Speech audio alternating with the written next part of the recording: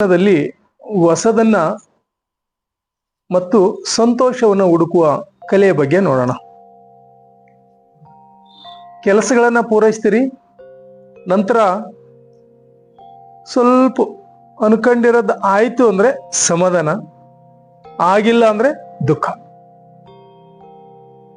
ವ್ಯತ್ಯಾಸ ನೋಡಿ ಹೇಗಿದೆ. ಕೆಲಸ ಪೂರ್ತಿಯಾಗಿ ಆದರೆ ಸಂತೋಷ, ಆಗದೇ ಇದ್ರೆ ನಿರಾಶೆ ಮತ್ತು ದುಃಖ. ಅದಕ್ಕೆ ಮಹಾನ್ ಮುನಿಗಳು ಎಲ್ಲ ಹೇಳ್ಬಿಟ್ರು, ಆಸೆಯೇ ದುಃಖದ ಮೂಲ. ಆಸೆಯನ್ನ ಹೆಂಗೆ ನಮ್ಮ ಆಧೀನದಲ್ಲಿ ಇಟ್ಟುಕೊಳ್ಳುವಿಕೆ ಅನ್ನೋದನ್ನು ನೋಡೋಣ.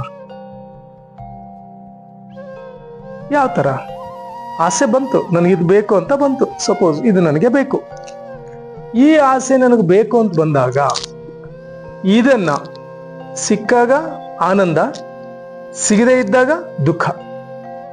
ಅಂದ್ರೆ ಇದನ್ನ ಸಮಾನಗೊಳಿಸೋದು. ನನಗೆ ಇದು ಬಂದರೂ ಅಷ್ಟೇ, ಬರೆದಿದ್ರು ಅಷ್ಟೇ, ಒಂದು ಮಟೀರಿಯಲ್ ವಸ್ತು ನನಗೆ ಸಿಕ್ಕರೂ ಅಷ್ಟೇ, ಸಿಗದಿದ್ರು ಅಷ್ಟೇ ಅಂದಾಗ ಅಲ್ಲಿ ಬ್ಯಾಲೆನ್ಸ್ ಆಗುತ್ತೆ.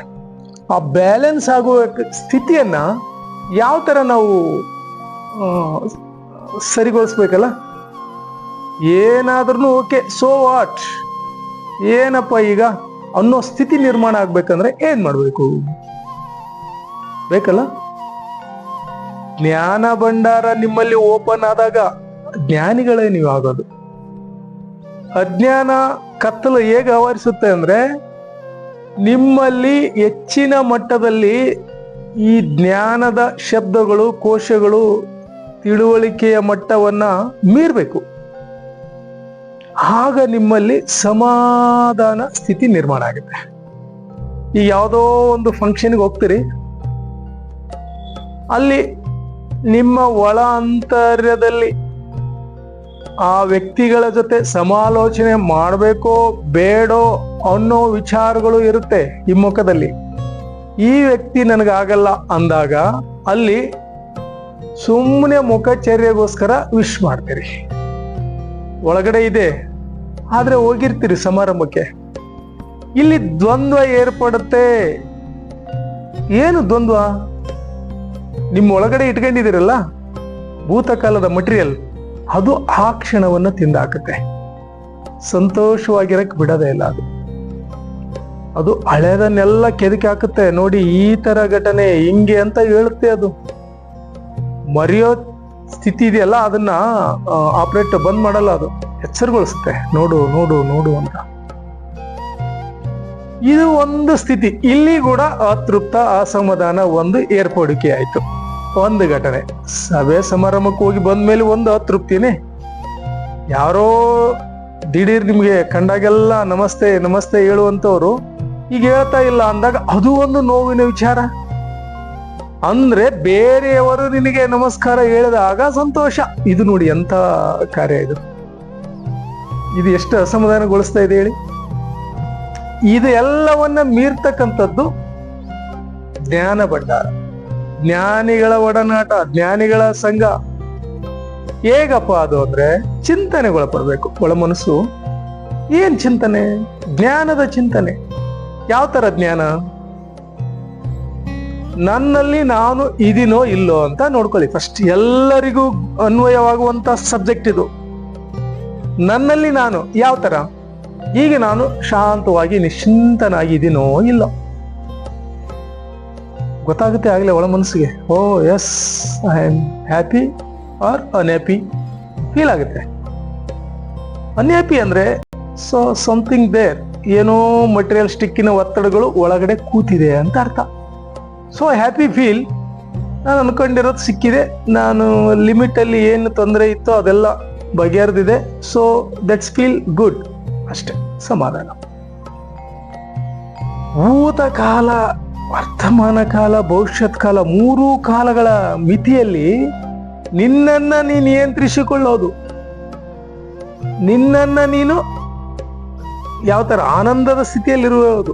ಯಾವ ತರ ಆನಂದ ಸ್ಥಿತಿ? ಅದು ಉದ್ಭವ ಆಗೋದಾದ್ರೆ ಎಲ್ಲಿ?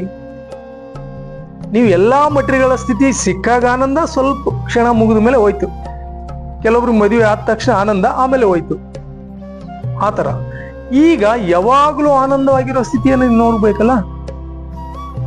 ಈ ಸಂಸಾರದಲ್ಲಿ ಇದ್ಕೊಂಡು ಸದ್ಗತಿ ಸನ್ಮಾರ್ಗ ಹೋಗೋ ಸ್ಥಿತಿ ಇದೆಯಲ್ಲ, ಅದು ಎಲ್ಲಿ ಸಿಗುತ್ತೆ ಅಂದ್ರೆ, ನೀವು 1000 ಜಪ ಮಾಡಿದಾಗ, ಜಪಮಾಲೆ ತಗೊಂಡು ಆ ಒಂದು ಏಕಾಗ್ರತೆಯಿಂದ ಮಂತ್ರ ಜಪ ಮಾಡಿದಾಗ, ಒಂದನೇದು. ಎರಡನೇದು, ನಿಮ್ಮ ಉಸಿರನ್ನ ನೀವು ಗಮನಿಸ್ತಾ ಸುಮ್ಮನೆ ಆರಾಮಾಗಿ ಕೂತ್ಬಿಡೋದು, ಏನು ಮಾಡೋಂಗಿಲ್ಲ. ಅಲ್ಲಿ ಯಾವ ವಿಚಾರಗಳಿಗೂ ಆಸ್ಪದ ಕೊಡಂಗಿಲ್ಲ. ಆಲೋಚನೆಗಳು ಬಂದ್ರೆ ಉಸಿರಾಟದ ಕಡೆ ಗಮನ ಕೊಡೋದು, ಅದು ಒಂದು ಸ್ಥಿತಿ, ಎರಡನೇ ಸ್ಥಿತಿ. ಮೂರನೇದು, ನಿಮ್ಮ ಒಳಗಡೆ ಒಂದು ಆಜ್ಞಾಚಕ್ರ ಇದೆಯಲ್ವ, ಇಲ್ಲಿ ಈ ಆಜ್ಞಾಚಕ್ರದ ಒಂದು ಪಾಯಿಂಟ್ ಅನ್ನ, ಅಲ್ಲಿ ಒಂದು ನಿಮ್ಗೆ ಇಷ್ಟವಾದ ದೇವರನ್ನ ಅಥವಾ ರೇಖಿ ಮಂತ್ರವನ್ನ ಅಥವಾ ಯಾವುದೋ ಒಂದು ಚಿತ್ರವನ್ನ ಅಲ್ಲಿ ಆಜ್ಞಾಚಕ್ರದಲ್ಲಿ ಹಾಕೊಂಡು ಜಪಿಸೋದು. ಒಳ ಮನಸ್ಸಿನಲ್ಲಿ ಬರೀ ನಿಮ್ಮ ಗಮನ ಮಾತ್ರ ಇಲ್ಲಿರ್ಬೇಕು, ಉಳಿದೆಲ್ಲ ಆಲೋಚನೆಗಳು ಕಟ್ಟಿಟ್. ಈ ತೆರನಾದ ಧ್ಯಾನ ಪದ್ಧತಿಯನ್ನ ಮಾಡ್ಕೊಂಡಾಗ ನಿಮ್ಮಲ್ಲಿ ಒಂದು ಶಕ್ತಿ ಜಾಗೃತ ಆಗುತ್ತೆ. ಯಾವ ಶಕ್ತಿ? ಸಮಾಧಾನ, ಟೆಲಿಪತಿ, ಇನ್ನೊಬ್ಬರ ಮನಸ್ಸಿನಲ್ಲಿರುವ ಸ್ಥಿತಿಯನ್ನ ಕಂಡುಹಿಡಿಯೋ ಸ್ಥಿತಿ ಏಕಾಗ್ರತೆಗೊಳ್ಳುತ್ತೆ. ಅದನ್ನೇ ನಾವು ಟೆಲಿಪತಿ ಅಂತ ಕರಿತೀವಿ. ಅದು ಒಂದ್ಸರಿ ಜಾಗೃತ ಆದ್ರೆ ಇನ್ನೊಬ್ರು ಮಾತಾಡೋದ್ ಬೇಕಿಲ್ಲ, ಸುಮ್ಮನೆ ಅವ್ರು ನೋಡಿದ್ರೆ ಸಾಕು, ಅವ್ರು ಏನಿದೆ ವಿಚಾರಗಳು ನಿಮಗೆ ಬಂದಾಗ್ಬಿಡುತ್ತೆ, ಗೊತ್ತೇ ಬಿಡುತ್ತೆ, ಬಂದ್ಬಿಡುತ್ತೆ ಅಲ್ಲಿ. ಇಂಥ ಒಂದು ಸ್ಥಿತಿಗಳನ್ನ, ಇವೆಲ್ಲವನ್ನ ರೂಢಿಸಿಕೊಳ್ಳೋದು ನಿಮ್ಮಗಳ ಆಯ್ಕೆ. ಧ್ಯಾನ ಪದ್ಧತಿ, ಮಂತ್ರ ಥೆರಪಿ ಮತ್ತು ಆಜ್ಞಾಚಕ್ರದಲ್ಲಿ ಒಂದು ಗಮನಿಸುವಿಕೆಯನ್ನು ಧ್ಯಾನಗೊಳಿಸುವಿಕೆ, ಇದೆಲ್ಲವನ್ನ ನೀವು ಕಲಿತಾಗ ಅಥವಾ ನಿಮ್ಮ ಕುಟುಂಬದಲ್ಲಿ ಮಕ್ಕಳಿಗೆ ಇದನ್ನು ಕಲಿಸಿದಾಗ ನಿಮ್ಮಲ್ಲಿ ಒಂದು ಪರಿಪೂರ್ಣತೆಯ ಜ್ಞಾನ ಭಂಡಾರ ಓಪನ್ ಆಗುತ್ತೆ. ಈ ವಿಷಯವನ್ನ ನಿಮ್ಮ ಹತ್ತಿರದ ಎಲ್ಲ ವಾಟ್ಸಪ್ ಗ್ರೂಪ್ಗಳು ಮತ್ತು ಯೂಟ್ಯೂಬು, ಇನ್ಸ್ಟಾಗ್ರಾಮ್ಗಳಿಗೆ ಶೇರ್ ಮಾಡಿ. ಈ ಜ್ಞಾನ ಭಂಡಾರವನ್ನ ಮನೆ